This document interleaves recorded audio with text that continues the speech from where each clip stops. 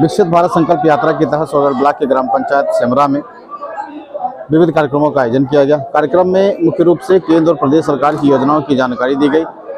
आज जानते हैं कार्यक्रम का क्या उद्देश्य है और कार्यक्रम को लेकर किसने क्या कहा। लोग कुछ मिश्रा जी यहाँ देखिए आपके सामने बैठे हुए हैं, इनसे चेक करा लीजिए क्या दिक्कत है और आपका किसान सम्मान निधि सही हो जाएगा। इसी के क्रम में अभी कई लोगों ने यहाँ के लेखपाल की शिकायत की है, तो लेखपाल के लिए हम लोग आदरणीय अधिकारी महोदय भी पत्र लिखवाऊंगा एसडीएम को, जिनका यहाँ से स्थानांतरण हो। लवकुश मिश्रा, क्या नाम उनका, कमलेश मिश्रा, हमारे उचिया में भी लेखपाल थे और 10 से 15 दिन में उनको वहाँ से सस्पेंड होकर जाना पड़ा। कई कल्याणकारी योजनाओं को आपके बीच में लाने के लिए सभी काउंटर लगे हुए, आप देख लीजिए वहाँ काउंटर, आप काउंटर देख। इसी क्रम में 2 दशक पहले की मैं बात आपसे कहना चाहता हूँ, किसी ने सोचा नहीं होगा कि पूरे 5 साल अनाज निःशुल्क मिलेगा। कभी किसी ने सोचा था इस बात?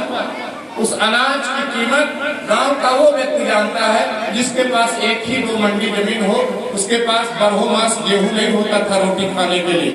मैं पूरा आपसे कहना चाहता हूँ कि कभी किसी ने सोचा नहीं था कि गांव में बोरिंग निःशुल्क हो जाएगी हमारे सिंचाई के लिए।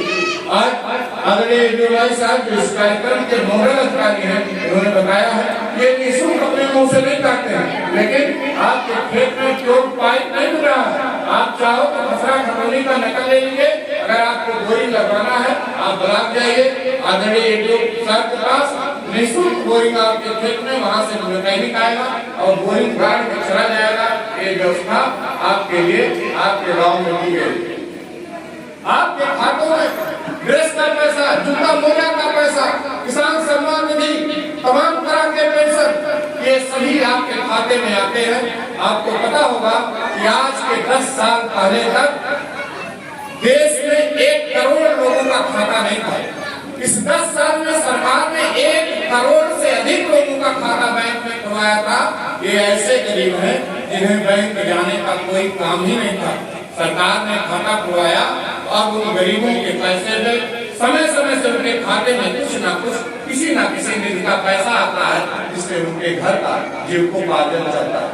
और अंत में मैं अपनी बात को खत्म करूं, हमारे साथ आप सभी लोग बोलेंगे, हम शपथ लेते हैं कि हम भारत को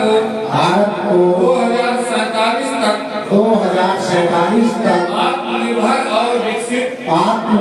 और विकसित बनाने के सपने को साकार करेंगे।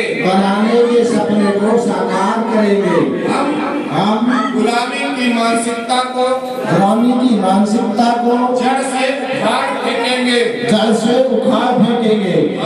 हम देश की समृद्ध विरासत पर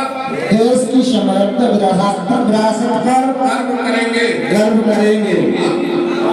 भारत की एकता को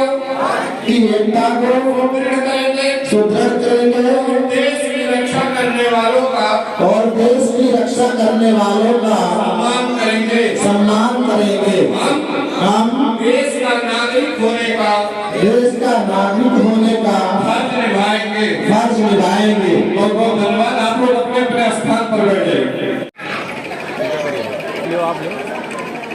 भैया